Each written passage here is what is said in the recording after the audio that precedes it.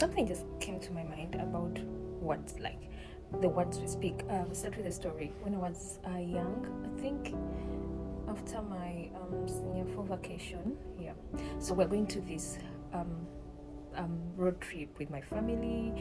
My mother was in the car, my uncle was in the car, and my dad was in the car. Then there were 4 people in the car. We're going to Kasese. Now you can imagine from Kampala to Kasese, that's a very long distance. So you get tired, you play the music, and you get tired. So my uncle poses a question and is like, Dana, what do you want to be? Like, he said, how many degrees do you want to get?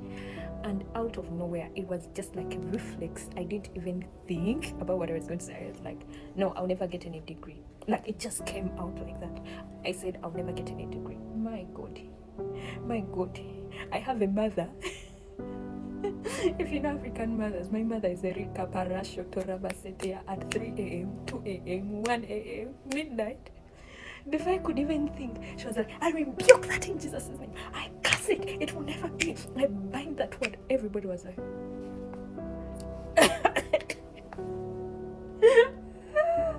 it's important to have people who speak life. In all honesty, I don't know where that word came from, that I will never get a degree. My God. Anyway, time passed. I finished my senior 6 and I was like, I'm not going back for school. Like, I was serious. I was like, I'm not going back for university. And my father, he's this chill guy, do what you want. My mother was like, that can't happen. I was like, it's gonna happen. I worked, I went to work, I did some other stuff. My mother continued praying. My mother continued insisting. Now you can imagine I had gone to a different region away from her. She had to travel to that region and tell me, Dana, I want you back in school. I have booked your appointment to go do your bachelor's at this university, Chambogo University, if you know it. I've booked you, I've paid, here's the money, I have paid already. Go do your bachelor's. That was, I think, 3 years later after senior 6. 3 years later after senior 6, I was already working. This lady booked me into school again. I went to do that university degree for my mother. I remember sitting in my first lecture class and I'm like, what's happening? I can make much money outside of these rooms. Like, it was like the lecturer, funny enough, I entered, my first lecture was of a law lecture. It was a law lecture. They were teaching about international law, something like that. And this guy was speaking gibberish in my ears. Like, I was saying, the amount of money, I got money when I was young. I started working. I've never lacked a job ever since school. I've always gotten a job. I don't know. I'm just blessed anyway. So, even during school, I studied. Even during my finishing of university, the 3 years, my internship retained me. I've always been getting money. My hands get money. Money likes me. That's an affirmation. Money just likes me anyway. So I'm just telling you about this mother who never gave up, booked me to uni. And I just want to tell you that in the 3 years that I wasn't studying, it seemed like the words that I had mentioned earlier were making sense.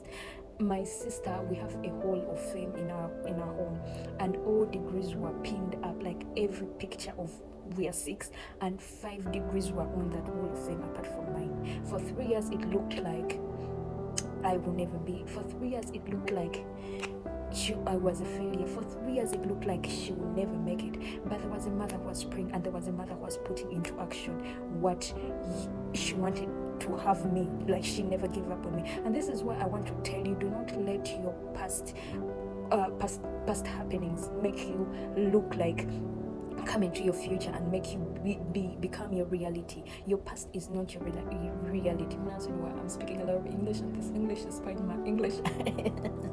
But anywho, so as I'm speaking today, I am doing my master's, and I just want to say, for 3 years, I didn't have a picture on the wall of fame. My picture is now on the wall of fame. My master's degree is coming on the wall of fame, and many degrees are coming.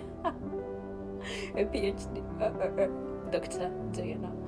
Of course, what am I trying to say is that do not let your past label you. Do not let your past creep into your future and become the cloth you're wearing, the cloth that people know you as. Oli Dana atasoma, oli Dana kali akachala akafu, kali akachala akafirwa namwando, like namwando, okay, my kali kannamwandu akaavu, kali kannamwandu abaana be tebasoma. Like, work hard every day to change what your past labeled you. Remove that clothing, the clothes that people you of, like olite yasoma, oli omwana, but now you can never say Diana tasoma. Oh my god, you can never say that. I'm speaking English, the perfect English.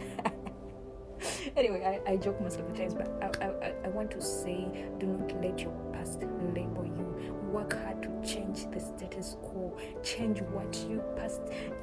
Change it. Strive every day to make a change in your life. And always have people that speak right words into your life.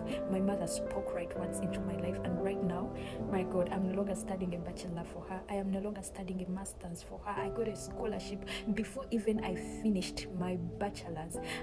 I was not going to be there for graduation, but I had to be there because I needed the certificate to come here. I needed it. But this woman saw what I could not see. She saw into the future.